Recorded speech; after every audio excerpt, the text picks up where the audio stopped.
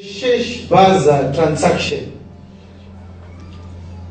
Ndio msoro we shoko ranas. The shesh baza transaction. Ndichakumbira muverengo wedu kuti averenge Ezra chapter 1 kubva pa verse 1 kusvika pa verse 11. I chapter yese ine mavhesi mashoma. Verse 1 to 11. Asi tichada kuspecialize verse kubva pa verse 9. Ndo pane nyaya yedu. Asi regai tinzwe zvakaitika mubhuku yaEzra. The Shesh Baza transaction. Tichaiparidza in 1 hour 10 minutes. We will be done. In 1 hour 10 minutes tinenge tapedza vhangeri yedu. Usaenda usina kunzwa vhangeri iyoyo. The Shesh Baza transaction.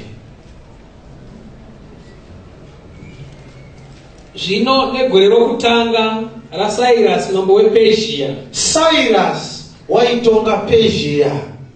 Kuti shoko raIshe rakarehwa nomuromo waJeremia riitike. Pane shoko raShe rakanga rarehwa naJeremia.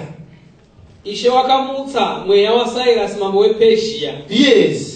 Akaparidza paushe hwake hwose. Yes. Akazvinyorawo akati, zvanzi naCyrus mambo wePersia, Ishe Mwari wokudenga wakandipa ushe hwose hwenyika, akandirayira kuti ndimuvakire imba paJerusarema riri paJudha. Inzwai.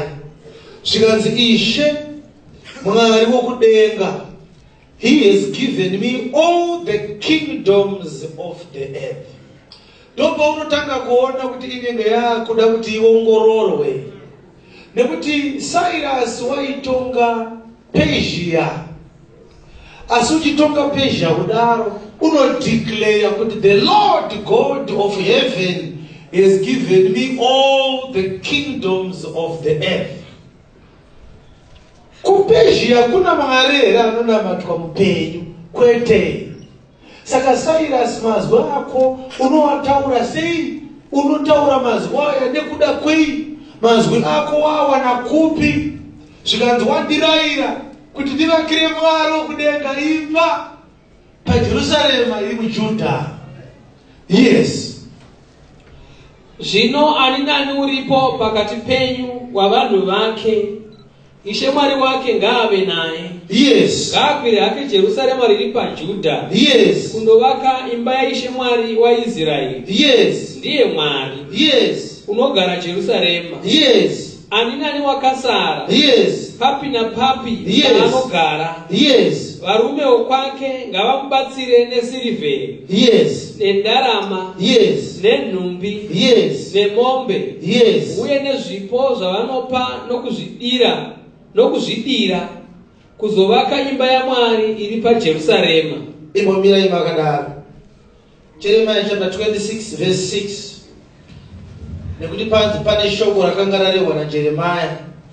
Ndoratira kuti timboona shoko iroro riri kutaurwa nemunyori webhuku yaEzra kuti zvakaitika zvakanga zvichizadzisa shoko rakanga rarehwa naJeremia.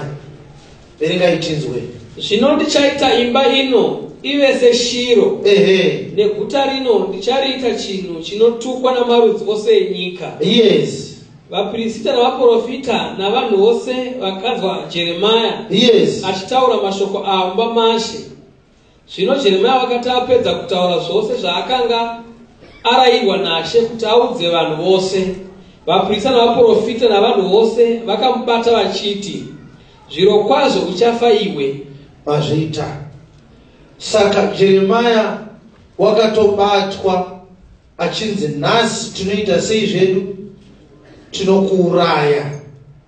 Matauriro ako Jeremia haana kunaka. Jeremiah chapter 21 verse 10. 29 verse 10. Jeremiah chapter 29 verse 10.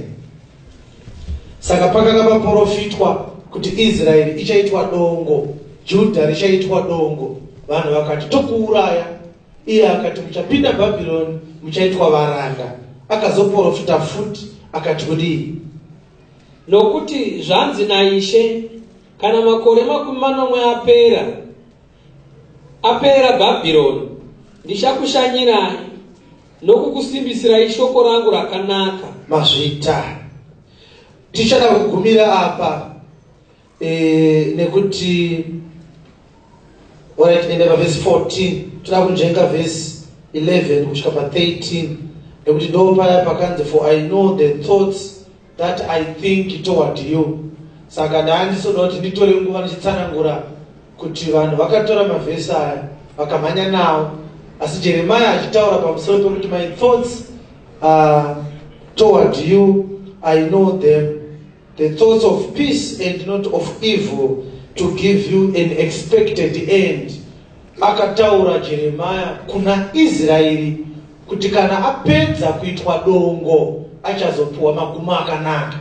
Saka haana kunzi achapuwa an expected beginning, akanga achinzi an expected end, nekuti mavambo acho anga ari ekunyadziswa, ekuiswa pauranda weBhabhironi, ekuitwa dongo. Saka Mwari ari kuti kana zvapera ndichazokupa magumo akanaka, mafungiro angu akanaka, ibopinda muBhabhironi uitwe muranda, ndozokupa magumo ane tariro. Saka isusu tinonzwa vanhu vachingoronokora verse 11, hanzi my thoughts are good, I have not thoughts to do you evil, but to give you peace and an expected end. Izvausuda kutanga wapinda muBhabhironi, uri kungonokorera ipapa. Saka kurasika ikoko ngatichane nako verse 14. Ndichawanikwa nemi, Yes. ndizvo zvinotaura Ishe. Yes. Ndichakudzosai pakutapwa kwenyu. Yes. Nokukuunganidzai kumarudzi ose. Yes. Nokunzvimbo dzose Yes. kwandakanga ndakakudzingirai. Yes. Ndizvo zvinotaura Ishe. Yes. Ndichakudzoseraizve kunzvimbo kwandakanga ndakakutapisai. Mazvita. Saka kunyora kwa Ezra, achinyora bhuku yaEzra, unenge achirifeya kuna Jeremiah. Tinochiverengo takamira togara manje.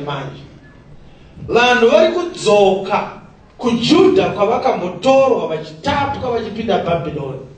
Saka munyori ari kuti negore rekubata ushe kwaCyrus mambo wePezhia, kuti zviitike zvakanga zvarehwa naJeremiah, ndobva taona Jeremiah achiprofita kupinda kwavo muBhabhironi pachapter 26, ndobva taona Jeremiah achiprofita kubuda kwavo muBhabhironi pachapter 29 yaJeremiah. Zviri kunzwika? Haleluya.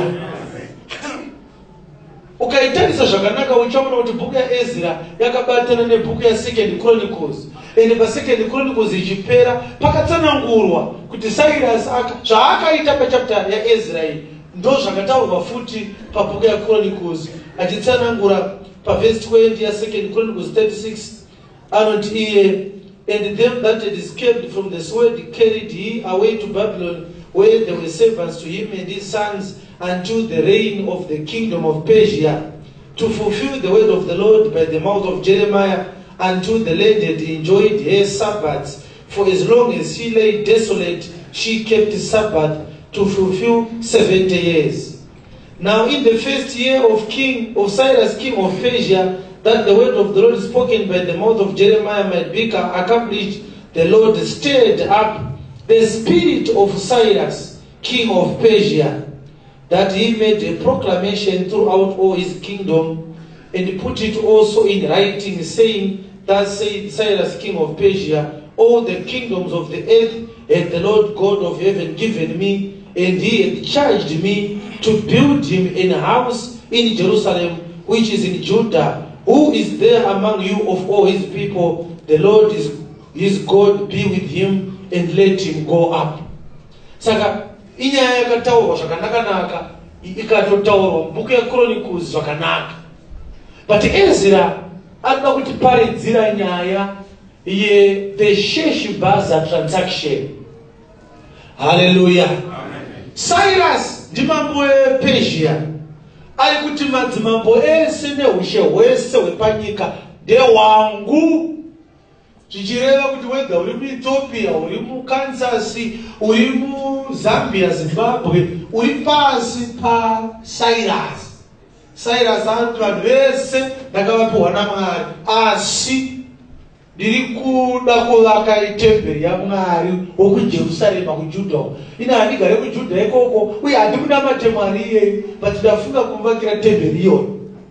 Cyrus uda kuvaka sei? Zvikanzi ayo inzwai varume, kana paine munhu waMwari wokuJerusarema ngaende hake ndomavakira andinoda kuita. Iye haasi kuenda, ari kuda kuti vanhu vanoita belong to the God of Judah vadzokere kuna Mwari wavo. Ini ndiri kusara asi ndinoda kuivaka ndisiko ikoko. Imimi vanhu vaMwari, kana uri munhu waMwari wokuJudha enda kuJudha. Yes. Ipapo vakuru vedzimba dzamadzibaba aJudha naBhenjamini vakazvigadzira. Muri kuona Judha naBhenjamini kuti dzanga dzava nyika mbiri, Samaria neIsraeri yanga ine the 10 tribes of Israel. Apa vari kudiwa vanhu vekuJudha ndokune Jerusarema. Saka paya pakasplita Israeri kwakasara Judha neBhenjamini ichitongwa neverudzi rwaDhavhidhi. Saka ndo vakaita sei? Ipapo vakuru vedzimba dzamadzibaba aJudha naBhenjamini vakazvigadzira navaprista navaRevhi. Ivo vose vakanga vamutswa mweya yavo naMwari. Vanhu vakasimuka manje havasi vanhu vese, kwakasimuka vakanga vamutswa mweya yavo naMwari. Kusimuka kuti uende kuJudha, so hausimuke wega. Unotomutswa mweya wako naMwari wofamba kuti uende kuJudha. Wega unofuma kuti ndakutenda kunyemba. Panotodiwa vakamutswa moyo naMwari. Shamwari. Yes. Kundovaka imba yaIshe yakanga iri paJerusarema. Chavaifambira kunovaka imba yaMwari yakambenge iri paJerusarema. Yes. Uye vose vakanga vakavapoteredza. Yes. Vakasimbisa maoko avo nemidziyo yesirivheri. Vese vakavapoteredza zvikanzi simbiswa maoko iwe, so mudziyo yesirivheri, mudziyo yendaramai. Vakanga vachiona vari kutama, vari kupeka, vari kuenda, vamutswa mweya yavo naMwari, vakuda kuenda. Vavakidzani vavo vakavapa zvipo, endei munovaka imba yaMwari wenyu, isu tunosara hatimude Mwari yeye, haana kutimutsa moyo. Yes. Nendarama, nenhumbi, nemombe, nezvinhu zvinokosha, pamwe chete nezvose zvavakavapa nomwoyo yavo. Yes. Naiye mambo Cyrus wakabudisa midziyo yeimba yaShe yakanga yatorwa paJerusarema naNebhukadhinezari. Iyo midziyo yekutorwa naNebhukadhinezari, Cyrus akaibuditsa mvunge akati ngaidzokere kunyika kwayo. Yes. Ikaitwa naye paimba yavamwari vake. Yes. Cyrus mambo wePezhia akarayira Mithridathi muchengeti wepfuma kubudisa iyeyo. Right. Cyrus ana minister wake wefinance anonzi Mithridathi. Kuti Mithridathi kunotaura kuti Mithra ngaakudzwe vamwari vePezhia. Akanga ari Bhaari akunzi Mithra paPezhia. Yes. Hallelujah. Amen. Saka Mithridathi muranda waCyrus anotori muPezhia murumewo. Zvikanzi kudii naCyrus? Akaiverenga achipa Sheshibhazari muchinda waJudha. Aha, ngatitorei nzvimbo dzedu. Zvikanzi shamwari Mithridathi, basa rako iwewe buritsa midziyo yaMwari waJudha uende nayo unoipa Sheshibhaza. Hallelujah. Sheshibhaza is the prince of Judah. Kuimba Judah kune vazhinji variko, but assignment yakapuwa Mithridathi naCyrus yaida kuti midziyo iende mumaoko vemukuru wavo veimba yaJudha. Midziyo yakatorwa naNebhukadhinezari mutemberi yaMwari nguva yakaparadzwa namazuva ekusateerera kwavo. Ngaichibuda muPezhia iende Judah, asingaipiwe Sheshibhazari, the prince of Judah. Hallelujah. Amen. Zvino shoko kuti kwakasimuka vakanga vamutswa mwoyo kuti vaende kudzokera kuJudha. Pfuura imberi. Kuwanda kwayo ndikoku. Ndiro dzendarama dzakawanda sei? Dzina 30. 30 ndiro dzaMwari dzanga dziri 30. Nendiro dzesirivheri. Ndiro dzesirivha dzanga dziri chii? Dzine churu chimwe. 1,000 chargers of silver. Namapanga ana 20 29 mapanga aMwari akanga abiwa mutemberi mazuva aNebhukadhineza. Akaenda kuBhabhironi. Akabuda. Yes. Nembiya dzendarama dzina 30.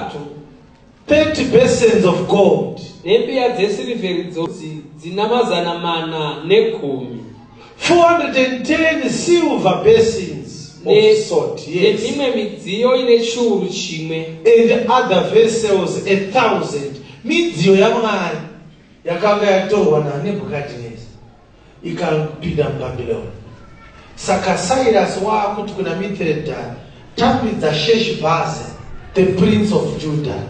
Midziyo iyi aende nayo kunovaka nayo temberi yaMwari. Yes. Midziyo yose yendarama neyesirivheri yakanga ine zviuru 5 na400.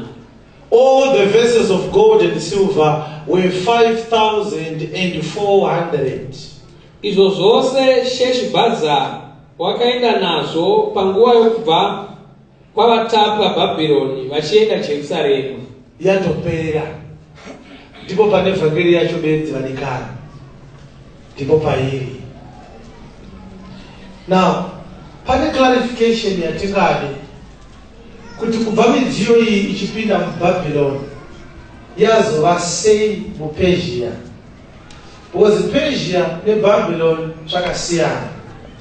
Persia yakazvimirira, Media yakazvimirira, Babylon yakazvimirira. Asi tinorangarira chapter 6 yaDaniel. Ndokumbira kuverenga mavhesi maviri ekupedzesera chapter 6 yaDaniel, the two last scriptures. Nokuti Babylon yaitora vatapwa vaJudha ikavabata for 70 years. Mazuva yakanga yakupera 70 years. Do mazuva aya atinoona Darius in chapter 5 and chapter 5, the two last scriptures, the chapter 5. Pa chapter 5 tinoona Belshazzar mwana waNebhukadhineza aita part yokuderedza machinda ake nepfambi dzake, vakatanga kunwira doro midziyo yaMwari. Ndobva panyorwa pamadziro mene chekeo ufasini. Daniel ndobva apinda nokududzira akati, mambo mayerwa mukaonekwa makareruka, umambo hwenyu hwatorwa kwamuri nhasi. Right. Mavhesi maviri ekupedzisira anoti, in that night was Belshazzar the king of the Chaldeans slain. Verse 31. And Darius the Median took the kingdom, being about 62 years old. Saka Darius wakanga ari mambo weMedia. Asi Cyrus ane midziyo yaMwari pabhuku yaEzra haasi muMedia, muPersia. Zvakaitika ndezvekuti Babylon misikanzwa yaitwa naBelshazzar mwana waNebhukadhineza.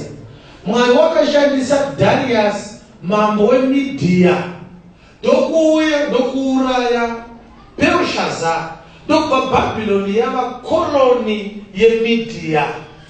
Nekufamba kwenguva ndokubva Media yatambudzanawo nePersia ndobva yava a colony of Persia. Saka vaigara muBhabhironi vakapinda muMedia vakagara pasi pehurumende yechiMedia nekuti Media yapamba Babyloni. Ndobva Media yazoitwa koloni yePersia ndokubva vanga vari muBhabhironi vanga vapinda Media vafuti varanda vePersia nekuti Media yapasi pePersia. Ndikuzvika handiti? Saka Cyrus haasi mambo wePersia weMedia, Media yatova pasi peuranda wePersia kusvikira mazuva aHasiasi mambo aAhasveroshi. Yakanga yaConfederation, yakanga wava mubatanidzwa weMedia nePersia. But Babylon yakaramba iripo province yaidonzi Babylon, but isisiri kingdom iri kutongwa neMedia. Pakapambwa Media, Babylon yakaramba iri province yePersia. Nekuti tinorangarira kuti Babylon mazita enzvimbo mbiri, kwaiti nyika yenzi Babylon uye capital city yenzi Babylon. Zviri kunzwika zvandiri kutaura? Haleluya. Amen. Ndiri kunzwika handiti?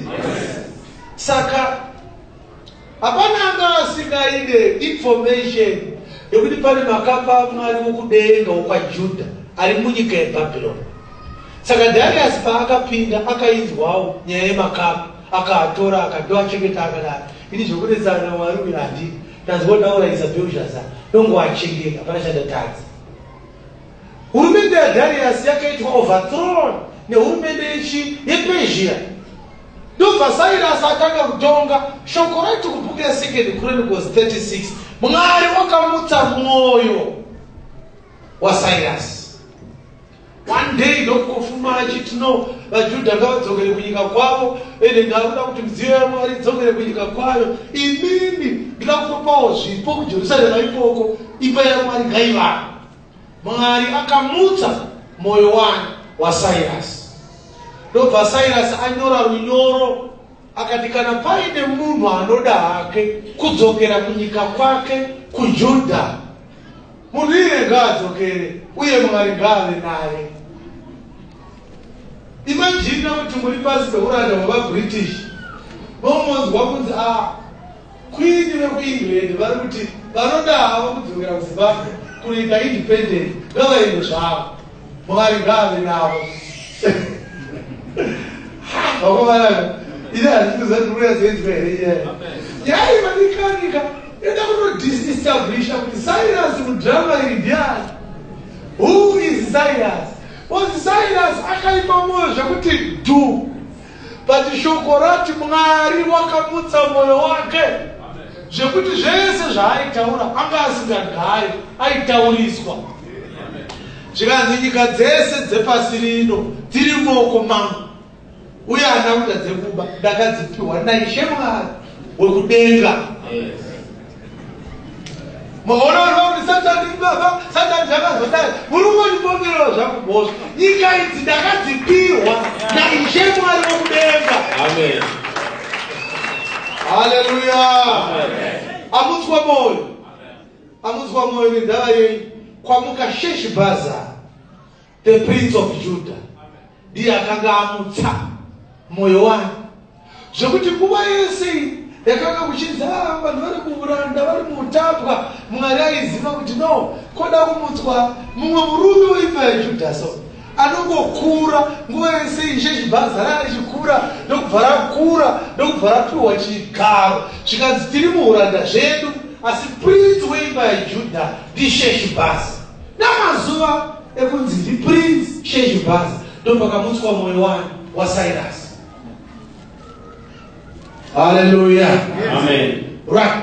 Zvikanzi varumeka dzokera verse 4 verse 4 chapter 1 yaEzra.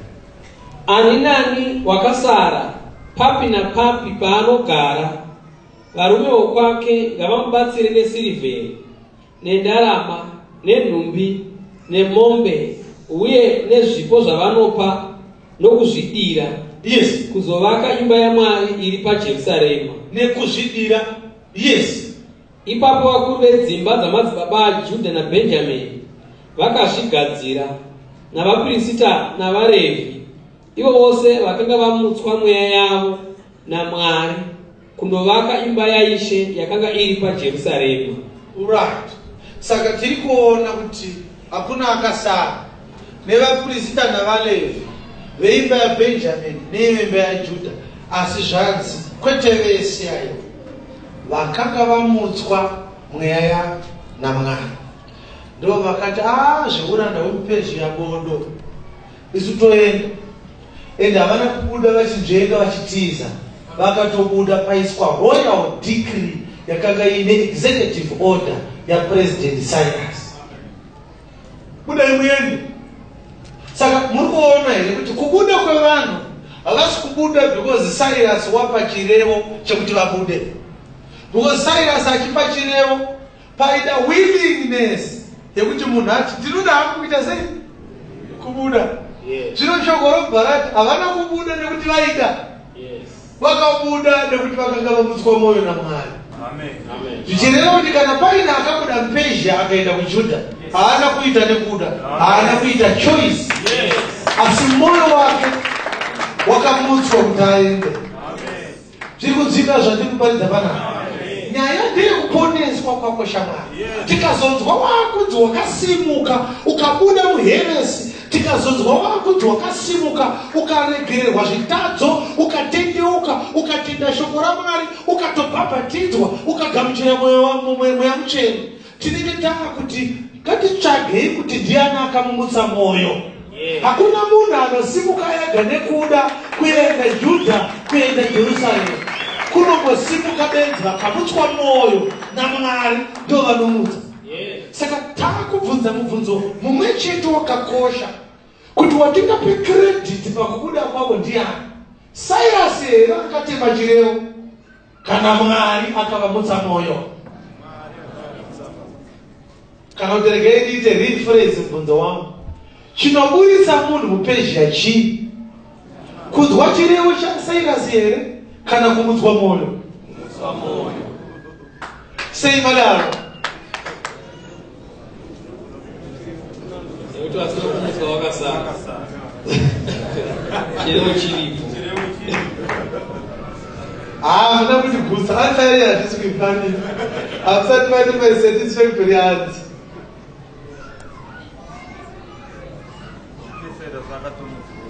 Right, ngatombere vhangeri bari.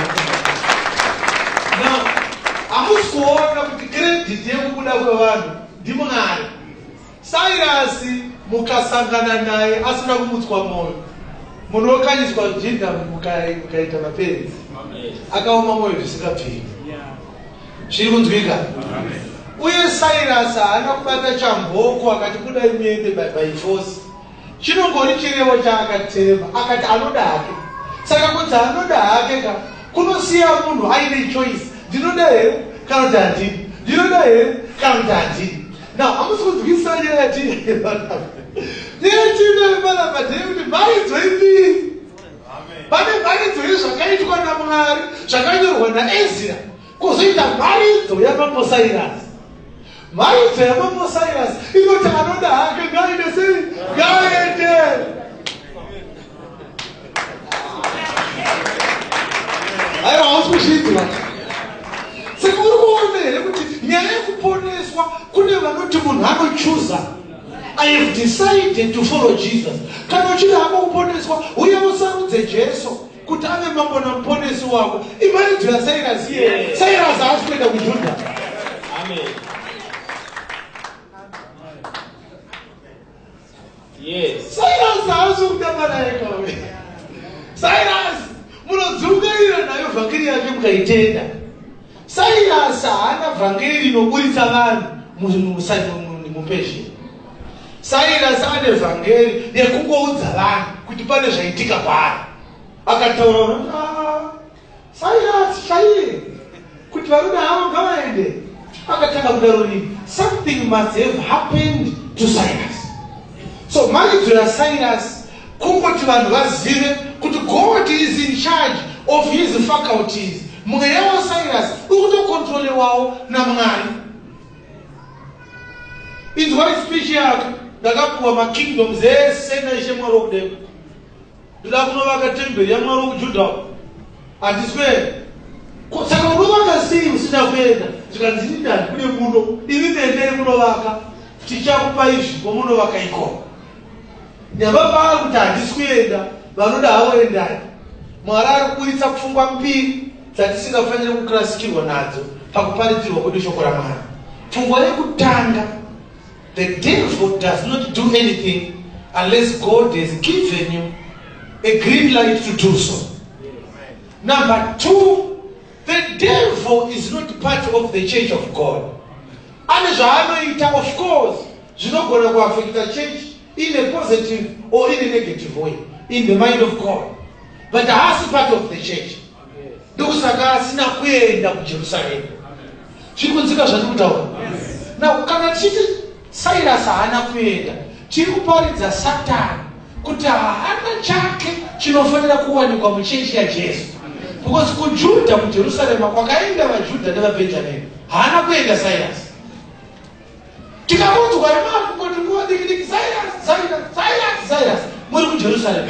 Tiri kuenda vaino muchingotaura zvaCyrus ino. Maakupa mbiri kuna Cyrus kuti ndiye akakutenderai kubuda. Muri kukanganwa kuti vakauya kuno vakamutswa mwoyo naMwari. Zvokuti mari idzo dzatinadzo dziri kuparidza more pamusoro paCyrus than they are preaching about Jesus. Yes. Because whenever the men of God, the so-called men of God, stand in the pulpits, they will tell you kuti Satani akaita chakati kwauri, Satani akaita chakati kwauri. Saka takudeliver kubva muruoko rwaSatani. Saka sermon iri kusiya munhu aine more information yezvaakaitirwa naSatani. Instead yekuti munhu akude muchechi aine more information yezvaakaitirwa naJesu. Satani akabata mari yako, Satani akabata murume wako, Satani ari kukonzeresa madzikirira, Satani ndiye ari kukuroya. Saka inyaya yaSatani, mavhangeri ndeyaSatani, vhangeri ndeyaCyrus. Zvino Cyrus akati umambo hwese ndakahupihwa, asi vanoda havo kuenda kuJudha ngavaende sei? Ngavaende. Amen. Zvichireva kuti only those that were going to Judah, he was no longer going to be in control of their affairs. Yes. But all other kingdoms, they were under the charge of Cyrus. In other words, masangano ese ndakapuhwa naIshe Mwari ndangu ndiri kuparidzwa imomo. Kunze kweJudha bedzi, kunze kweNew Testament bedzi. Iyoyo ndiyo yandiri kuti vanoda havo kuenda vamutswa naMwari mwoyo. Endai! Amen. Munotongwa nasheshi bhaza imokoko. Ine hatichatonga kana mabuda. Maakuda kuiswa mumaoko masheshi bhaza, the Prince of Judah. Nyamba sheshi bhaza ndi Kristu Jesu. Hallelujah. Sheshi bhaza ndiani? Ndi Kristu Jesu.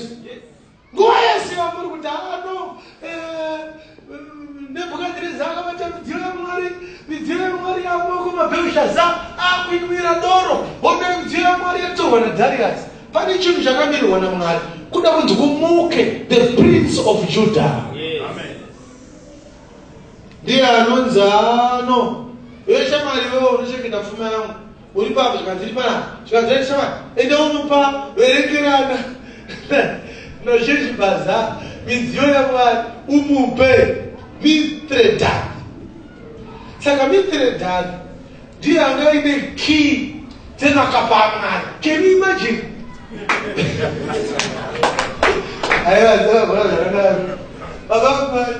Mithredath ndiye anga ine key dzevote. Nguva yese tiri kuona uri muporongo uchibva ikomo warohwa uchidzedzereka uchisemesa unotori mudziyo waMwari uri mumaoko maMithredath.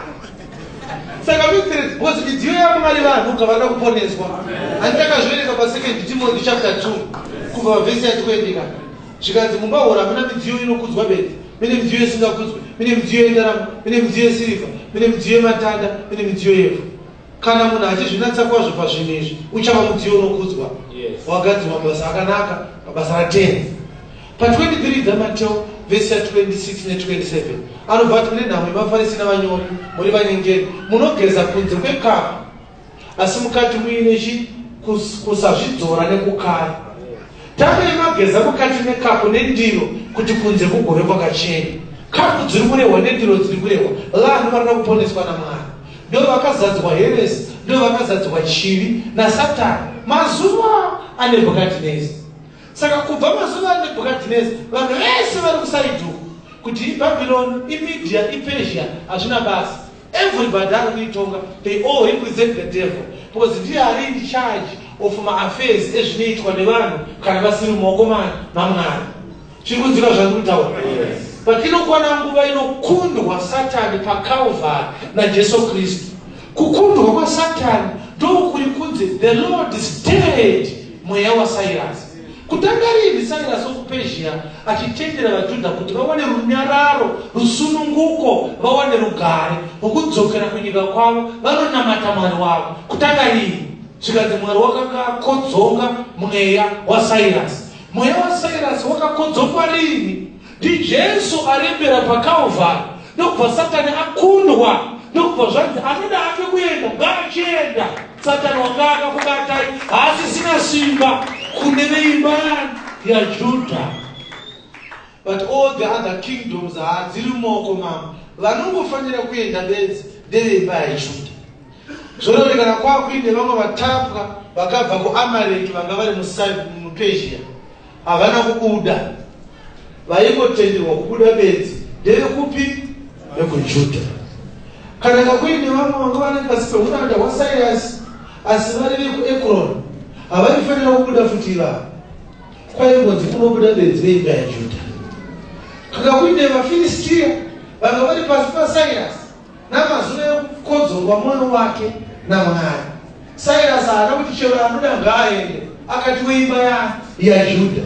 Saka Satani aine vanhu vaakabata, umambo hwese hwepanyika panapa huri mumaoko make, ende akaupiwa naIshe Mwari wekudenga. Make no mistake about it. Amen. But aine simba upon all the kingdoms of the earth. He has no control over the inhabitants of Judah. Vaya vanonzi ndeveimba yaJudha vaya vanoda havo kutevera Sheshibhazari, ivavo vanonzi regai vaite sei zvavo vaende. Saka vanobuda vachienda, kwete nekuti vadhisaidha kubuda kana kuti nekuti Cyrus ari vachirevo, asi nekuti Mwari wamutsa mweya yavo. Saka muchinjikwa tinawo takaudzwa kunzi Jesu akaroverwa. Musi wakaroverwa Jesu pamuchinjikwa ndo musi wakatemwa chirevo chekuti vanoda havo kuenda kuJudha ngavaende sei? Ngavaende. Vanoda havo kuponeswa ngavaponeswe. Vari kuti isu tiri vatadzi, Jesu ngavatiponese ngavaponeswe. But yataurwa kudaro salvation ichitonzi Mwari wakada nyika nekudaro wakapa mwanakomana akanga ari mumwe chete kuti ani kana ani anotenda arege kufa awane upenyu husingaperi. Iri kunzi ani kana ani ndiri kutaurwa naCyrus panapa. Ani kana ani anoda hake ngaaende. Zvikanzi zvino hakusi kuzobuda ani kana ani, kune imwe process inonzi kumutswa mwoyo. Yes. Makamutswa mwoyo here? Kuuya kwauri kuitawo hausati watendeuka kaini, uri kungouya kuzonzwa chirevo. Pastor Baloo, chirevo chine chikudeedzerwa every day. Kana paina anoda hake kudzokera Judha ngaadzokere. Yes. Chirevo chiri kuita sei? Chiri kudeedzerwa. Cyrus akaita sei zvake akamutswa mwoyo, zvinongoreva kuti akakundwa naMwari. He is no longer doing what he wants to do. Yes. He is now under the control of God. He cannot have any other choice but to let the children of God to go, to fulfill Jeremiah 29, the prophecy of God through the prophet Jeremiah. Amen. But even when Jesu akatifira, zigomba zeJeriko zavo tazvizwa kuti Jesu akafira vanhu. Mubvunzo ndewekuti ndavanani vachabuda muPersia vachienda kuJudha? Ndo pane nyaya ipapo mugomba.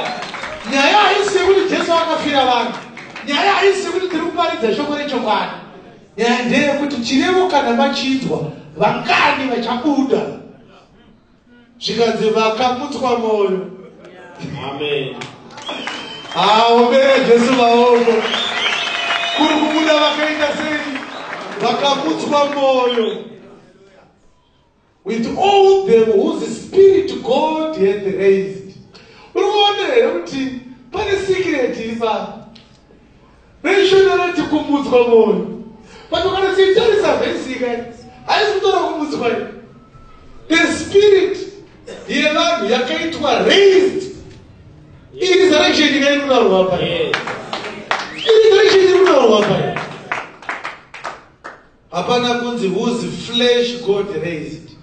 Hapana kunzi to all those whose minds God raised, whose minds God convinced. It was not a matter of your mental faculties or processes. It was about your spirit.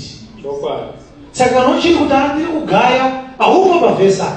Mwari ane munhu waari kumutsa pfungwa. Mwari ari kumutsa mweya wemunhu. Kana wanzwa choko chaMwari ukamutswa moyo, aunofunga unototi mandinonokera ndakuda kuenda kuchiuta nevanhu. Ndinononoka sei ndinosara sei. But you are not responding kuchirevo chaCyrus. Uri kuresponda pakumutswa moyo kwavaitwa. Kana wamutswa moyo hausari. Kana wamutswa moyo hausari. Shoko rinoti kudii pamusoro paLydia 16:14 dzamabasa avapostori. Zvino mumwe mukadzi wainzi Lydia aivewo musha weTyatira, mutengesi wenguo dzepepuru. Yes. Womusha weTyatira wainamata Mwari, waitondamata Mwari, akatinzwa ndokubva anzwa tichiparidza. Ishe akazarura mwoyo wake, Ishe ndokubva azarura mwoyo wake kuti ateerere zvaitaurwa naPauro, kuti atende chirevo chakanga chichitemwa naMwari. wakati abhabhatidzwa Ndokubva abhabhatidzwa. Uri kuona zvinoitwa nevakazarurwa mwoyo, vanobhabhatidzwa iye neveimba yake. iye neveimba yake. Vakati chirevo tachinzwa, Ishe avhura mweya yedu toenda Jerusalema. So it is not about Jesus having been crucified for our sins on the cross.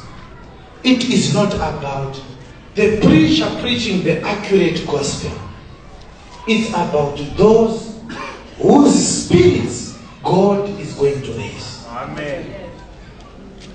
Kunyange tikaiparidza nemuto wakanaka zvakadii, vachabuda muPezhia vachienda kuJerusarema, vanongori vakamutswa mwoyo bedzi. Vanongori vakaita sei? Vakamutswa mwoyo. Zvino pakumutswa kwemwoyo manje ndopane nyaya,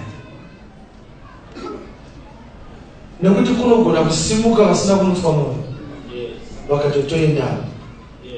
Imi mugoona kuuya kwavo mukati vamutswa mwoyo, munozoona hunhu kuti akamutswa mwoyo hadai.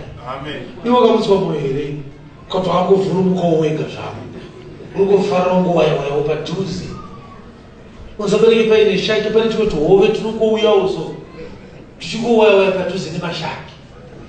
Hanzi tunorarama nekudya zvikwekwe zvinoruma shaki. Saka shaki haiti kudzinge, unoziva kuti tunondirovera chii mapfera kurukozana.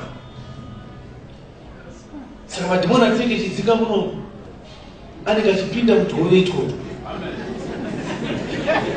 kuti vari kuenda kudenga chaivo vanyatosara vaclean. Kozi kana shaki ichibviswa zvikwekwe toda kuti isare yakachena.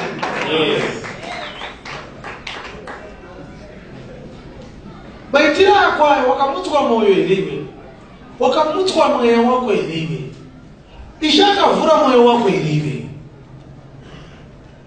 Zvino hainetsi kana ukati ndakauya kuJerusarema, Ishe akavhura mwoyo wangu, Ishe akamutsa mweya wangu. Tinokubvunza kuti wakauya sei?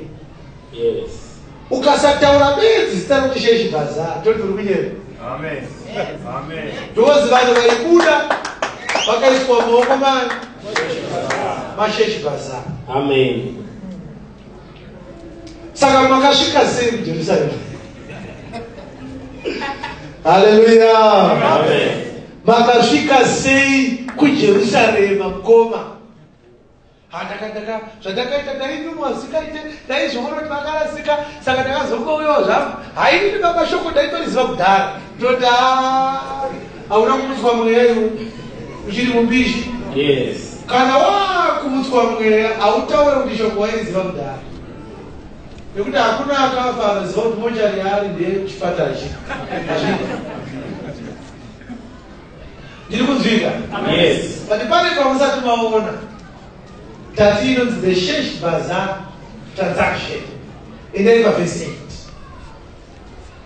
Saka ndiri kunzwa maungira mandiri so kuti kune vanhu vatambudzika, vamwe havachaenda kumasangano avo, vamwe vari kungoenda mhoza kuchatoswera kumba tichiitei. Vati mavari muri kuti munompezha hamusi kugarika mhani chii chiri kunetsa. Havasati vanzwa chirevo uye havasati vamutswa mweya yavo.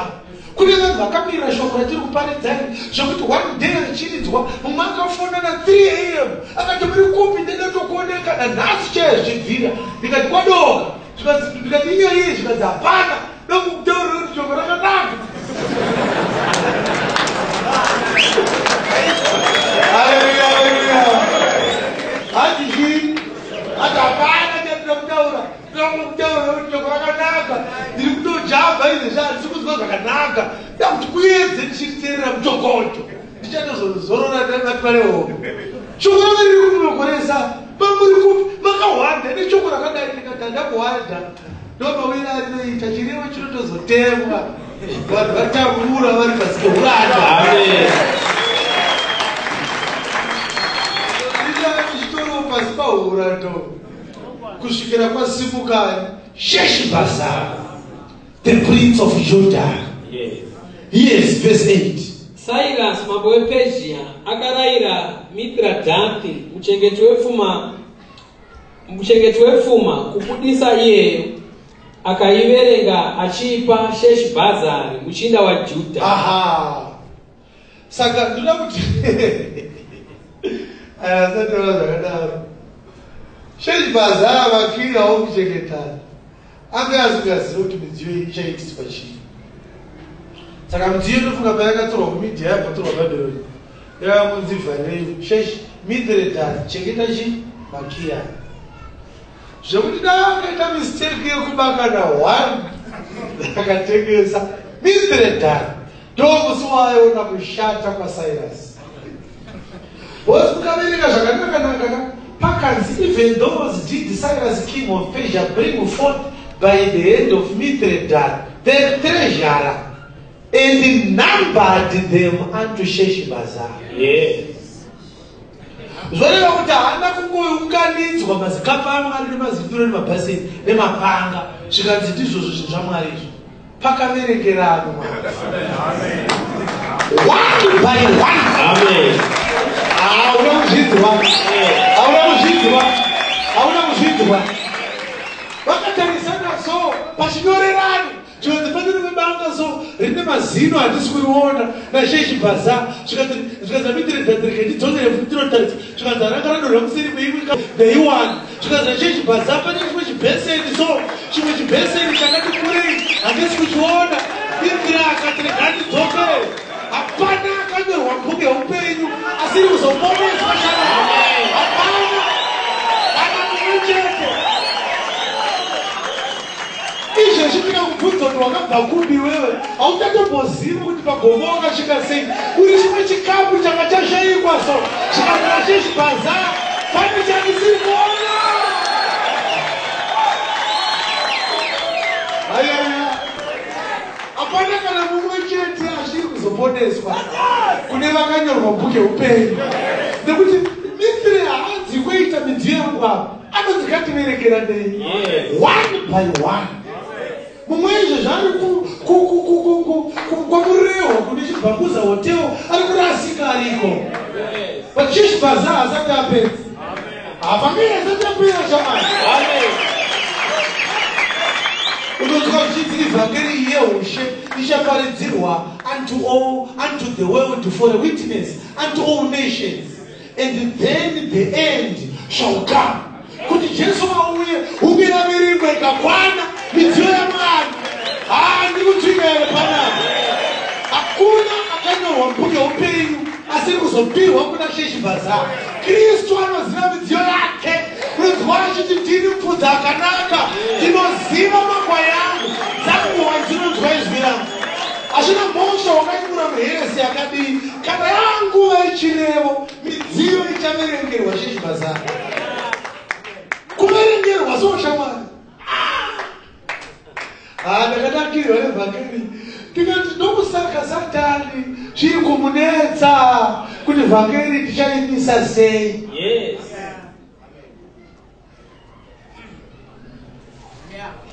Kana uri part of midziyo yakanga yatorwa Jerusalema. Now ndopandira kuti nditarise majaya. Nditarise ndikati ndasentarisa. Musakurumidze kufara nekujamba. Hakuna mudziyo wekuPersia waizoenda kuJudha. Midziyo yakaverengerwa Sheshibhaza haisi kuenda Jerusalem for the first time. Yes. Yakanga tombobva ikoko.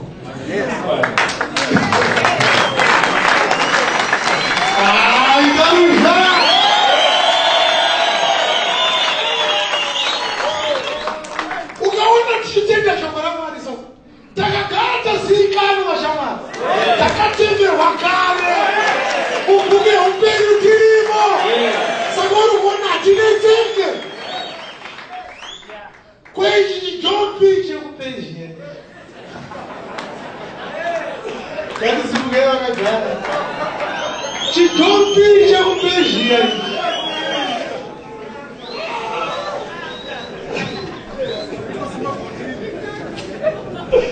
pane maine rimwe zikambo rakanyorwa chibuku variyo matisahwira nhaka yedu Sheshibhaza kuvereka kuti chamwari chikambo ichi ngatidzokere. Tototenda Mwari kuti Sheshibhaza haana kuti kuisa musakati rinozondera mberi, akati ngatiite sei, ngativerekera mberi. Saka kuverenga kune zvinhu zviviri zvakunogona. Chekutanga kubeka shuwa kuti hakuna weJerusarema mudziyo kunosara, uye kuti hakuna wokupezhia. Yes.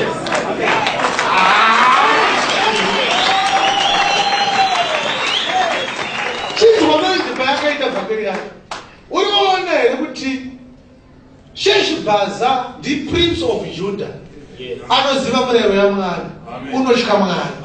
Mithredathi chigerenga chemuprefecture, chigerenga chaCyrus. Vanhu ava vari diametrically opposed. Havawirirane, havanzwanane, mumwe nemumwe muvengi wemumwe.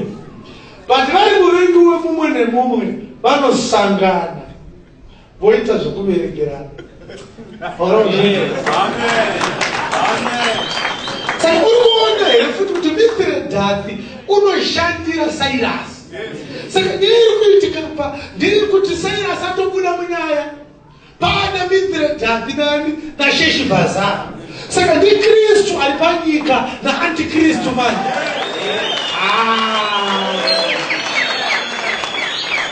Ndi Kristu nani na Antikristu. Antikristu ari kuverekera Kristu vanhu vake. Uyu ndewako izvozvo zvinenge zvichiitika nguva iri kuparidzwa shoko raMwari. Saka unomborasika wombouya muno, womborasika womboti poto, but Mithredathi anenge achikuona kuti uyu haasi waSheshibhaza, uyu ndiwe muno muPezhia, uyu ndewaCyrus. Unozoona one day waakubhonga ngavasare nechechi yavo. Good. Hausi wokuJerusarema ino. Saka Mithredathi haana problem, ane chirevo chaakapuwa naCyrus.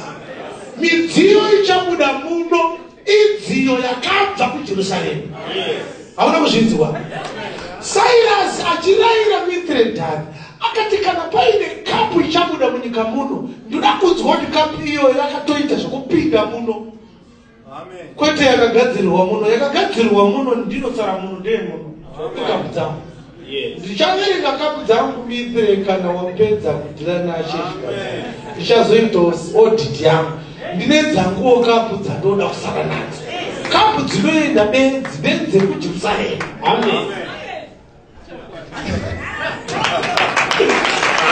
Shamwari yodhaka. Panoita zvekuverekeranwa. Hallelujah. John chapter 10 verse 1. Tichaverenga mavhesi matatu tichida kunyazoziva pamusoro pekuti Kristu haana kana mumwe chete akanyorwa mubhuku yeupenyu waari kuzorasikirwa naye. Yes. Zvirokwazvo ndinoti kwamuri, yes, usingapindi nepamukova mudanga ramakwai, yes, asi unokwira nokumwe imbavha negororo, yes, asi unopinda nomukova ndiye mufudzi wamakwai, yes, murindi womukova unomuzarurira iye, yes, makwai anonzwa inzwi rake. Verse 11. Ndini mufudzi wakanaka, yes, mufudzi wakanaka unorashira makwai ake upenyu hwake. yes, muranda usati uri mufudzi wamakwai, makwai asati ari ake, unoti kana achiona bere richiuya unosiya makwai ndokutiza, bere rinoabvuta nokuaparadza. Uruona here kuti vana Jeremiah nana Daniel ndiye muranda ari kutaurwa.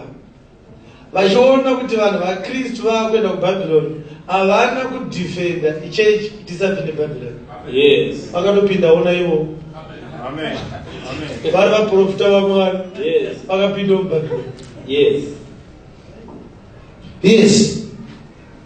Unotiza zvaari muranda, haane hanya namakwai. Yes. Ndiri mufudzi wakanaka. Yes. Ndinoziva makwai angu, namakwai angu anondiziva ini. Mazwa acho. Yes. Ndini mufudzi wakanaka, ndinoziva makwai angu, uye makwai angu anondiziva ini.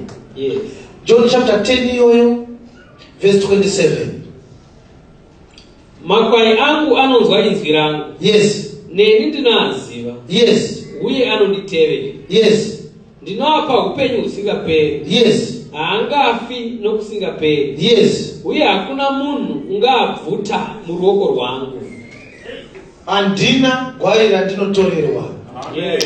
Mazvinzwa here vadikani? Amen. Handina gwai randinoita sei? Randinotorerwa. Indava. Zvandakapiwa nababa vangu zvikuru kune zvose. Hakuna munhu ungaabvuta muruoko rwababa vangu. John chapter 17 toda kunyatsoona nyaya yekuti ichokwadi here kuti hakuna anotora makwai aKristu. Yes. John chapter 17 verse number 11. Ini handisiri munyika. Yes. Asi ivo vari munyika. Yes. Ini ndinouya kwamuri. Yes. Baba vatsvene, muvachengete muzita renyu. Chengetai vanhu ava muzita renyu. Amakandipa. Yes. Kuti vave vamwe sesu. Yes. Ndichiri navo, ini ndaivachengeta muzita renyu ramakandipa. Ndakavarinda, hapana mumwe wavo wakarashika. Asi mwanakomana wokurashwa, kuti rugwaro ruitike. Mazvinzwa? Yes. Amen. Handina kana kurasikirwa nehwani. Kunze kweson of petition anga ine gwaro rake ndo raakarasikirwa naro, ndo raakarasika nekuda kwaro. Haleluya. Amen. Na nyaya yekuti Sheshibhaza naMithredathi vakanzi itai hand over take over, verengeranani. Iwe Sheshibhaza uri kuona here kuti hapana kutsvagwa munyowani kunyaya dzemidziyo yaMwari. Pakatsvagwa Sheshibhaza anga ari prince of Judah, ndiye akanzi ndiye achadhila nani naMithre. Mithre akapiwa chiwenga. Pane dzimwe kapu dzaMwari dzinosara peshe. Amen. Nekuti pane dzimwe kapu dzaMwari dzisingazivikanwa nachiwenga, dzinozivikanwa naSheshibhaza. Kristu ndiye anonyatsoziva vari mubhuku youpenyu. Amen. Haleluya. Tiri kudzika here panapa. Saka Sheshibhaza achiitwa hand over makapu aMwari aiziva ese. He was the prince of Judah. Aiziva kuti panodiwa tafura yechingwa chekuratidzira. What about the 7 golden lampstands? What about the brazen altar? What about the brazen laver? What about the altar of incense? What about the mercy seat? Aibvunza achiti makapu aMwari handisi kuaona zvakanaka, pane chimwe chijompiri chandisiri kuona. Mithre oti ndiri kudzoka. Sheshibhaza oti Cyrus ariko. Amen. Cyrus ari kuvava, ari kuti ndipe zveze. Mithre oti ndokupa hatimbozvide zvimakapu zvako, ibva wabuda nazvo uende. Yes. Saka Kristu ndiye akanga ariko kubva pakutanga. Ndiye akanyora bhuku youpenyu. Iwe ukashungurudzika, dai mai vangu vatendeuka, dai mukadzi wangu anamata, dai mukoma wangu ari South Africa atenda shoko irori. Shamwari uri kuzvinetsa. Nyaya idzi dzinoda Sheshibhaza. Nyaya idzi dzinoda Kristu shamwari. Iwewe hauzvizive zvawakutanga.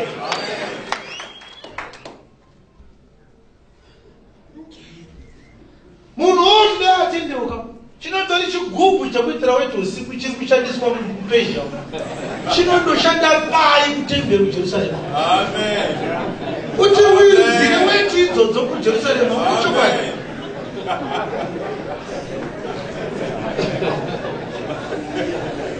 Iwe uri kumbofunga kuti nekuti une ukama nemunhu panyama zvinoshanda parwendo rwatatanga Amen. rwendo urwu shamwari harisi kutsvaga ukama huri panyama rwuri kuda vakazikanwa kare ndovakatemerawo kare kuti ave mufananidzo wamwari asikaonekwe kuti ave vedangwe pakati pavazhinji vaakatemera ndovakadanawo vaakadana ndovakaruramisa vaakaruramisa ndovachakudza zviri kunzwikwa takazikanwa kare shamwari takanga tiri muna mwari kare isu hatisi vagari vepezhia isu takatorwa jerusarema kana nguva yakwana tinoenda kana chirevo chatemwa muchaona takananga jerusarema hatisi vagari vemupezhia musakotidarira zvenyu vanamirire tine rwendo rwedu tine kumusha kwedu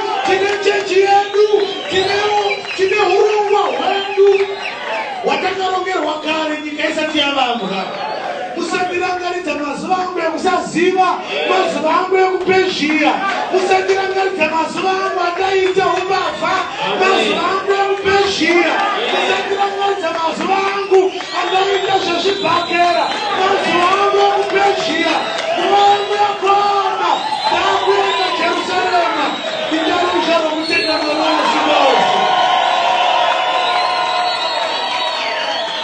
kune vanhu vanoda kukurangaridza mazuva amwe ekupezhia hanzi waibhurwa doro hanzi waive chidhakwa hanzi waive tsotsi hanzi waive mbavha hanzi waive pfambi mutaurire mazuva ekupezhia iwayo isu takabuda pezhia takuenda jerusarema.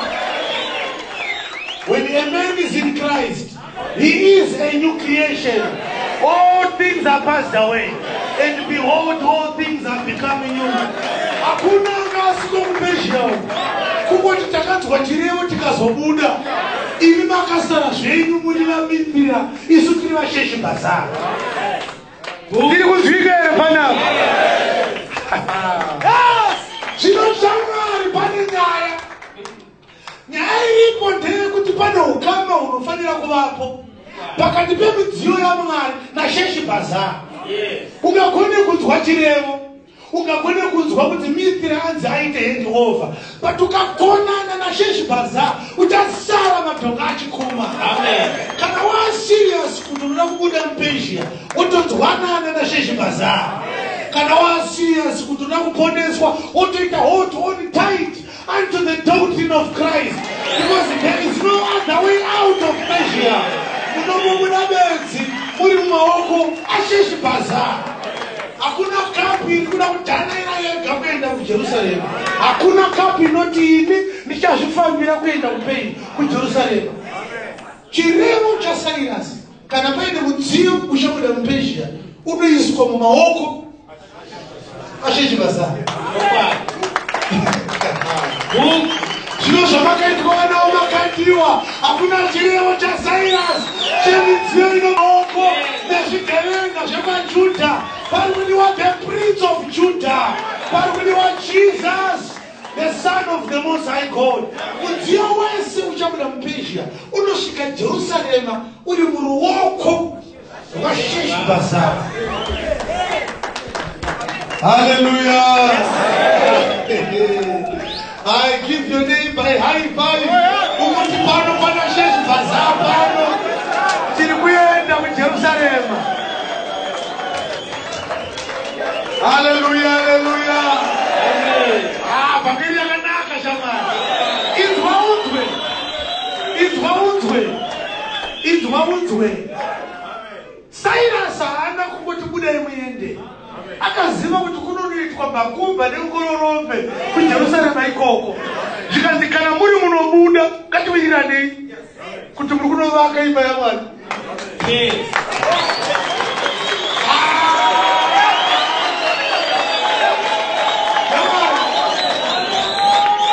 Zvinonomori kuti takaenda kunoroorwa. Zvino hakuna chirevo chekuenda kunoroorwa. Chirevo ndechekunonamata. Chirevo ndechekunovakwa kwemuviri washe kusvikira pakuzara kwechiyero chaKristu. Unondinzwera. Haleluya. Chirevo ndechekuvakwa kwako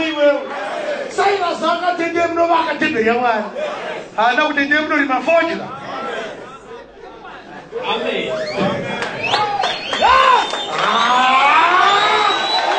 Ayo family yakanaka sawa. Saka kana uchiti wakaponeswa uri kuti ndakabva Persia ndikauya Jerusalem. Azvitidetse tokuvheta. Toita sei? Uyai baba kumbotudza tokuvheta sei? Munhu wese anoti akauya Jerusalem achibva Persia tokuvheta sei? Akanga kuti akanzwa chii kuti azouya kuJerusalem. Alright, ngatiomberere. Akanzwa chii? Uyai baba. Tinomuvheta sei? Ime standard yekumuvheta nayo. Wese anoti akabuda Persia akauya Jerusalem tomuvheta sei? Ni testimony yake. Anenge achitifanira kuti kudini? Afanira kupupura zesheshi basa. Zvasheshi basa. Yes.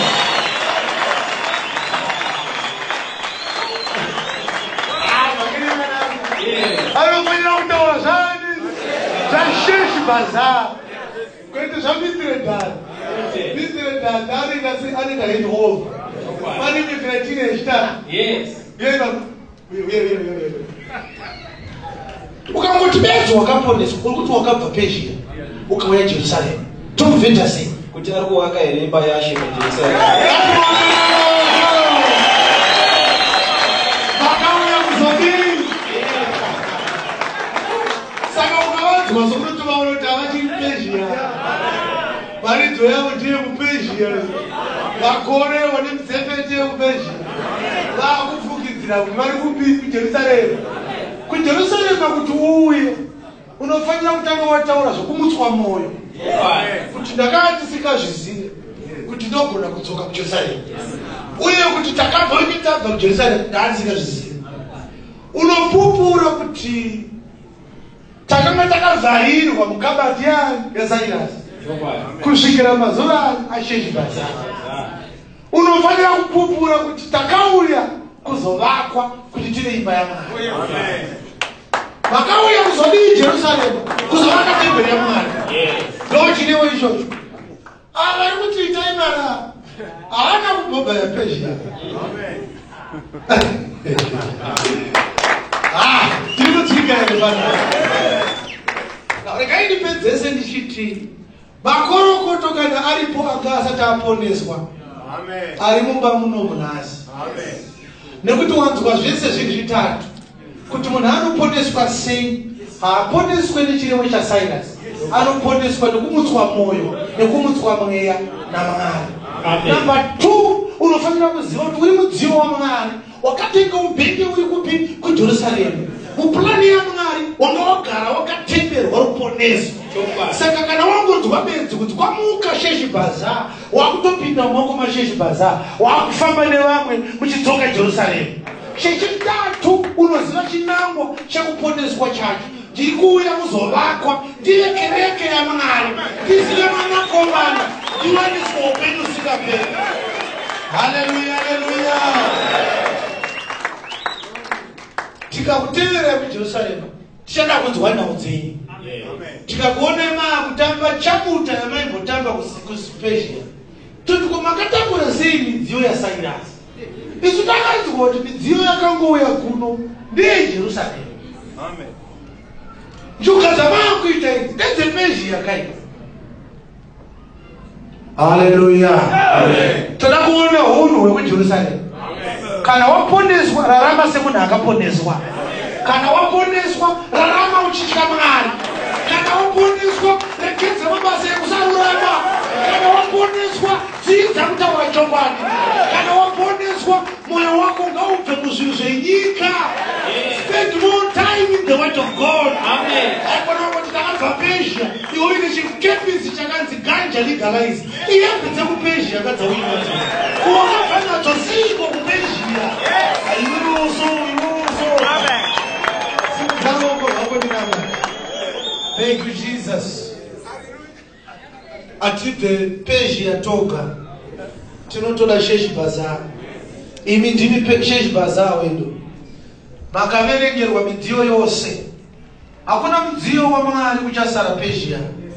nekuti imi munotiziva. Makwai enyu munoaziva namazita avo. Uye makwai enyu anonzwa inzwi renyu. Kana vhangeri renyu raparidzwa saizvozvi, chirevo chatemwa.